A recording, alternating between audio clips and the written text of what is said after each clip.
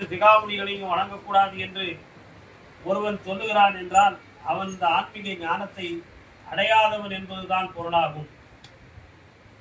ஆன்மீகம் என்பது தன்னுடைய ஆன்மாவை ஒழுக்க நெறிப்படுத்திக் கொள்வதற்காக, ஞான சக்தியை அடைவதற்காக ஏற்படுத்தி கொண்ட ஒரு அருமையான ஒரு வழிமுறையாகும். அது எந்த அவதாரத்தின் மூலமாக எத்தனை தெய்வங்களை வேண்டுமானாலும் மனநிறைவோடு வணங்கிக் கொள்ளலாம் என்ற உண்மைகளை உணர்பவன் தான் பக்குவப்பட்டவனாகிறார். இது இறைஞானத்தையும் இறை ஆன்மீகத்தையும் உணர்ந்து ஏற்றுக்கொள்பவர்களுக்கு நான் சொல்லக்கூடிய தத்துவம் பொருத்தமானதாகும். நம்முடைய எந்த அவதாரங்களை எடுத்தாலும் ஒரு அதர்மத்தை அழிப்பதற்காகவே அந்த அவதாரம் தோன்றி இருக்கும். அது நீங்கள் ஆண்டு பார்த்திருந்தால் ரொம்ப தெளிவாக நாம தெரிந்திருக்கலாம். அப்படிப்பட்ட அவதாரங்களில் ராமாவதாரம் ராவணனை அழிப்பதற்கும், ராவணன் ஒரு பெரிய தர்மவான் என்று வாதித்துக் கொண்டிருந்தாலும் அந்த தர்மவானாக இருந்தால் அவன் வீழ்ச்சி அடைந்தது ஏன் என்ற ஒரு கேள்விக்கு பதில் சொல்ல முடியாதவர்களாகவே அந்த வாதித்தவர்கள் இருந்து கொண்டு இருக்கிறார்கள் என்பதை புரியலாம். அப்படி என்றால் ராவணன் பக்கத்தில் அதர்மம் இருந்தது என்பதை ராமாயணம் உணர்த்தியது என்பதுதான் உண்மையாகும். அதே போல பாண்டவர்கள் வனவாசம் சென்றிருப்பதில் ஒரு சாபம் நிறைந்திருந்தது என்பது உண்மை. ஆனால் பாண்டவர் வனவாசத்தை பற்றியும் மகாபாரதத்தை பற்றியும் உணர்ந்து பார்த்தால் எப்படி வாழக்கூடாது மனிதன் என்பதற்கும் எப்படி வாழ வேண்டும் என்பதற்கும் அத்தனை கருத்துக்களுமே மகாபாரதத்திலே பொதிந்து கிடக்கிறது. இப்படி ஒவ்வொரு அவதார மகிமைகளிலுமே ஒவ்வொரு தர்மங்கள் தலைத்துத்தான் இருக்கிறது. அறிய வேண்டியவன் மனிதன் தான். எந்த நெறிகளை அடைந்தாலும் அவன் உண்மை நெறியாகிய மெய்நெறியாகிய ஆன்மாவை தன் உணர்வுகள் மூலமாக மனம் மெய் ஞானம் என்னும் சக்திக்கு உட்பட்டு நன்னெறியிலே பயன்படுத்தி விட்டான் என்றால் அதுவே ஆன்மீக நெறிகளாகும் என்பது உண்மையாகும். ஒரு முறை எம்பெருமான் நாராயணர் இந்த பூலோகத்தை நோக்கி நான் பார்க்க வர வேண்டும் என்று நினைத்து ஒரு மனித அவதாரம் கொண்டு ஒரு பிச்சைக்காரனை போல இந்த பூலோகத்துக்கு இறங்கி வந்தார். யாரு? மகாவிஷ்ணு. அப்படி இறங்கி வந்து எல்லா பக்கமும் அலைந்து பார்த்தார். மக்கள் எப்படி வாழ்ந்து கொண்டு இருக்கிறார்கள், மக்களுடைய அனுபவங்கள் என்ன, எப்படி நிகழ்கிறது என்பதையெல்லாம் பார்த்து வந்து கொண்டிருக்கும் பொழுது அவருக்கு அதிகமான தாகம். ஏன்னா மனிதனாக பிறந்தபோது மனித கர்மத்தை அனுபவிக்க வேண்டும் என்பதற்கனால அப்படி அலைந்து திரிந்து வருகிற பொழுது தாகம் தாழ முடியவில்லை. யாரடா தண்ணீர் கொடுப்பார் என்று தேடி தவிக்கிறார். ஆனா மக்களுடைய நடமாட்டங்களுக்கு தெரியும். இவருடைய தோற்றமும் ஒரு பிச்சைக்காரன் தோற்றமா இருக்கு. சில ஆச்சாரவாதிகள் இவரை பக்கத்துல வரவிடாமல் தண்ணீர் கொடுத்தால் நம்முடைய பாத்திரத்தில் கொடுக்க வேண்டுமே என்று நினைத்து அவரை கொடுக்காமல் தவிர்த்தவர்கள் பலர். இப்படி பற்பல மனிதர்களை எல்லாம் சந்தித்து தாகம் தாழாமல் ஒரு வெட்டவெளியை நோக்கி நடந்து கொண்டிருந்தார். அப்படி நடக்கும் பொழுது ஒரு சிறிய ஓடையிலே தெளிந்த தண்ணீராக கொஞ்சம் தண்ணீர் ஒழுகி கொண்டு வந்து கொண்டிருந்தார். அந்த தண்ணீரை வாய்விட்டு உறிந்து குடித்துக் கொள்ளலாமே என்று நினைத்து குடியும் பொழுது அவர் குடிகிற பொழுது அதனுடைய அருகில் ஒரு சுரக்காய் கொடி படர்ந்து கிடந்தது. இளம் பிஞ்சி வடிவத்தில் காய்த்த கொடியாக. அப்பொழுது அந்த தண்ணீரை பருகும் பொழுது அந்த பசுமையான செடியை பார்த்து கண் குளிர்ந்தார். கண் குளிர்ந்த உடனே அந்த கொடிகள் தூறியது. அப்பா, இந்த சிறிதளவு வரக்கூடிய இந்த நீரை வைத்து என்னுடைய உயிரையும் என் பிள்ளைகளாகிய இந்த பிஞ்சுகளையும் பூக்களையும் இலைகளையும் நான் காத்துவது. இந்த தண்ணீரையும் நீ குடித்து விட்டால் நான் வாழ்வது எப்படி என்று தெரியவில்லை என்று சொல்லி அந்த கொடி பேசிய அந்த கொடிய நிலையை பேசிய அந்த கொடியை கண்டு எம்பெருமான் நாராயணன், சுரக்காயே, நான் 1000 தாகமாக இருந்தாலும் நீ உயிர் வாழ்வதற்காக பயன்படக்கூடிய இந்த தண்ணீரை நான் குடித்து உன் வாழ்வை அளிக்க நான் விரும்பவில்லை. எனக்கு நீ தர்மத்தை உணர்த்திய ஒரு காரணத்தினால் என்னையும் நானும் என் பக்தர்களும் உன்னை ஒரு பொழுது தீண்ட மாட்டோம். சுரைக்காயை ஒரு பொழுதும் நாங்க தொடமாட்டோம். நீ நல்ல நிம்மதியாக குடித்து இந்த உலகத்திலே நீர்ச்சத்து மிகுந்த ஒரு பொருளாக நீ திகழ்வாயாக அப்படி என்று சொல்லி அந்த சுரைக்காய்க்கு வாக்கு கொடுத்தார். இந்த வாக்கு கொடுத்த காரணத்தினால்தான் ஐயா நாராயணனை வழிபடக்கூடிய மக்கள் இன்று வரை சுரைக்காயை சாப்பிட மாட்டாங்க. இப்படி ஒரு விதிமுறை அந்த விஷயத்திலே இருக்கு. இந்த தாகம், இந்த சம்பாதனையின் போது தாகம் அவருக்கு தானாகவே அடங்கி விட்டன. ஏன் அடங்கியது? மனம் தாகத்தின் மீது செல்லாமல் மனம் வேறு திசையில் தண்ணீர் தாகத்தை பற்றிய சிந்தனை அவருக்கு. அடுத்து ஒரு எதிரி தோன்றினான் உள்ளுக்கு. அவன் பேர் பாசி. முதல்ல ஒரு தாகம் என்ன ஒரு எதிரி தோன்றினான். ஒரு தர்மத்தை நோக்கிய சிந்தனை அதை தனித்து விட்டது. அடுத்த எதிரி தீராத ஒரு எதிரி அவன் பேர் பசி.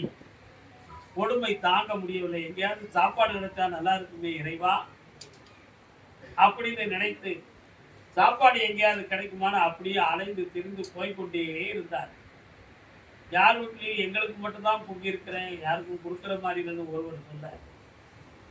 இதோ சாப்பாடு தருகிறேன் என்று சொல்லும் பொழுது ஒரு குழந்தை போய் ஒரு தாயை, அம்மா எனக்கு சாப்பாடு இருக்கு, மகனே உனக்கு கொடுத்து விட்டால் இவருக்கு கிடைக்காது என்று தாய் சொன்னவுடன் உன் பிள்ளைக்கே கொடு மகளே, எனக்கு வேண்டாம் என்று சொல்லி அந்த வீட்டு வாசலை விட்டு விலகி செல்ல, இப்படி ஒவ்வொரு இடமா போய் ஒரு இடத்துலையும் சாப்பாடு கிடைக்காம ஆகி சோர்ந்து போய் ஒரு இடத்துல உட்காரலாமே என்று ஒரு மரத்தடிக்கு போனார்.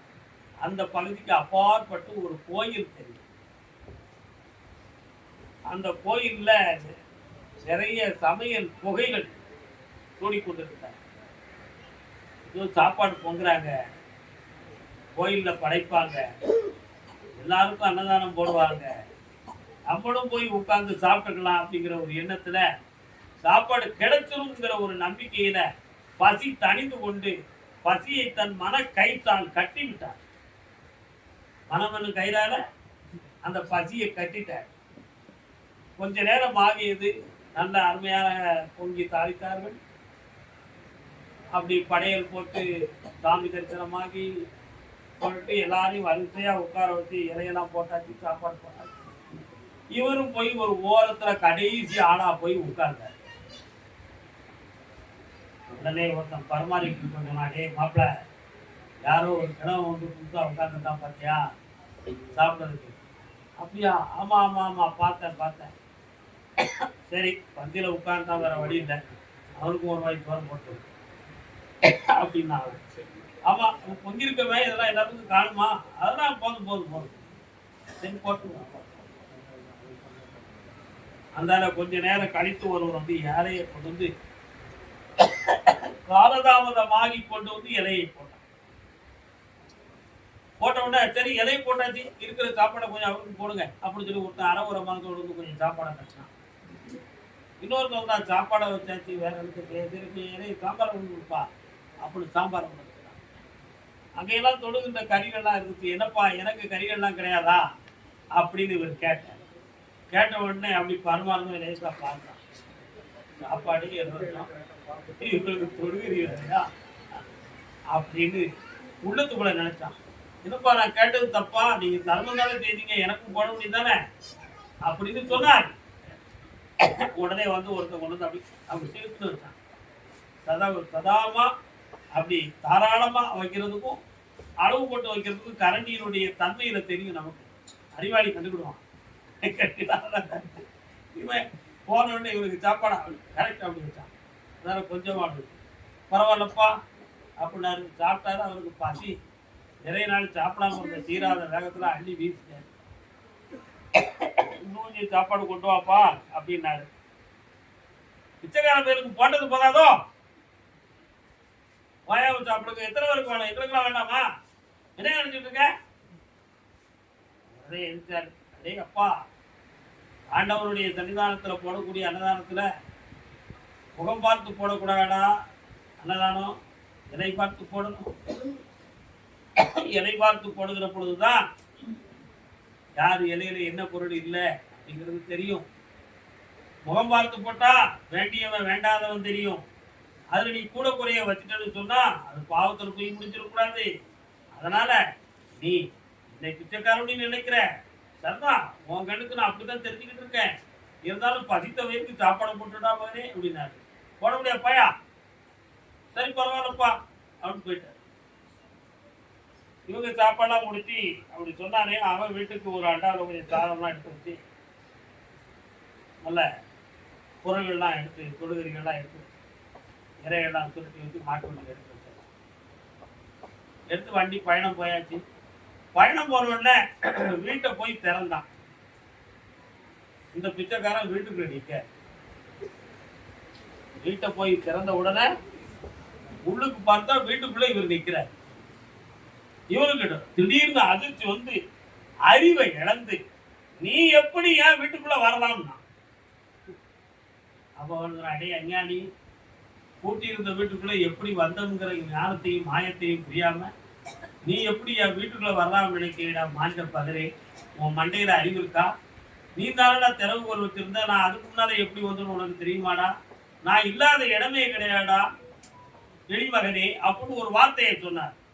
யார்கிட்டடா நீ பேசுற? நான் உலக்கையை தூக்கி சாமி மண்டையில் அடிக்க, மண்டையில் அடிக்க போறோம், மண்டையை நோக்கி போறோம்னா அவரு கூரைக்கு மேல வளர்ந்துட்டார். இவன் கண்ணுக்கு கூரைக்கு மேல அவர் தலை தெரியுது. ஐயா எப்படி இப்படி அடிப்பாரு? அடிக்க முடியுமா? உலக்கையை கீழே போட்டு பாது தரலா இருந்தா, நீங்க யாருன்னு எனக்கு தெரியல, என் விஸ்வரூபம் அறிந்தார். நான் தாண்டா ஐயா நாராயணன். உலகத்தில் தர்மங்களையும் விசாரங்களையும் அனுபவத்திற்காகவே இந்த பூர்வகத்துல மனிதனாக பிறந்து நான் பார்க்க வந்தேன். தண்ணீர் கட்டை துறக்காய் தன்னுடைய பசியை உணர்த்திய காரணத்தினால் என் தாகத்தை தரித்தேன். நல்வாக்கு கொடுத்து இந்த உலகம் முழுக்க நீர்ச்சத்து உடைய காயாக நீ விளங்குவாய் என்று வர கொடுத்தேன். மாநில பதராகிய உங்களை வந்து நான் பார்த்தேன். தர்மம், அசனம், அன்னதானம் என்கின்ற ஒரு பெயரிலே நீங்கள் உற்றார் உறவினர்களுக்கு சோறு போட்டு விட்டு மற்றவர்களுக்கெல்லாம் உதாசீனப்படுத்துகிறீர்கள். ஆகையினால் நீ செய்தது அதர்மமாகும், ஒருவொழுதும் தர்மத்தின் பங்கில் சேராது மகனே. ஆனாலும் தர்மத்தின் பங்கிலே சேரவில்லை என்றாலும் அதர்மவானுக்கும் நான் காட்சி கொடுத்தேன். ஏன்? அதர்மம் அழிவதற்காக. தர்மவானுக்கு காட்சி கொடுத்தேன். ஏன்? தர்மம் தலைத்து ஓங்குவதற்காக. பரித்ராணாய சாதுனாம் விநாசாய சதுத்ருதாம் தர்ம சமஸ்தா விபனார்த்தாய சம்பவாமி யுகே யுகே. எங்கே அதர்மம் தோன்றுகிறதோ அங்கே நான் தோன்றுகிறேன், எங்கே தர்மம் தளர்கிறதோ அங்கே நான் இருக்கிறேன் என்ற ஒரு உண்மையை உணர்த்தி சுவாமி மாயையாய் மறைந்தார். இப்படியெல்லாம் சுவாமியுடைய அவதாரத்துல யாருடைய ஆத்மாவுக்குள்ள பகவான் புரிந்திருக்கிறான் புகழ்ந்திருக்கிறான்னு நமக்கு தெரியாது. யாருடைய ஆத்மாவுக்குள்ள அவர் உள்ளே புகுந்திருக்கிறாருங்கிற விஷயம் மனிதனுக்கு தெரியாது. யாராக வேண்டுமானால் இருக்கலாம், நாயின் வடிவத்திலும் இருக்கலாம், ரேஞ்சின் வடிவத்திலும் இருக்கலாம், பிச்சைக்கார ரூபத்திலும் இருக்கலாம், யார் ரூபத்தில் வேண்டுமானாலும் வந்து இந்த உலகத்துல நம்மோடு நம்மாக இருக்கவும் செய்யலாம், நம்மளை அறியவும் செய்யலாம், நம்மளை சோதிக்கவும் செய்யலாம். ஆகையினால் பார்க்கும் இடமெல்லாம் அவனுடைய பிரதிபலிப்பு தான் என்ற உண்மையை உணர்ந்து எப்பொழுதுமே தர்மத்தோடும் தானத்தோடும் நடந்து கொள்வோம் என்றார். அவருடைய அன்பும் அரவணைப்பும் இந்த உலகில் என்னாலும் நம்முடைய மனமே அதற்கு காரணம். இந்த மனம் செம்மையாக வேண்டும், ஈசன் என்னாலும் அதற்குள் குடியிருக்க வேண்டும். மாசிலாத மனதை ஈசன் என்று கருதி என்னாலும் உயர்ந்திருப்போம். வாழ்க.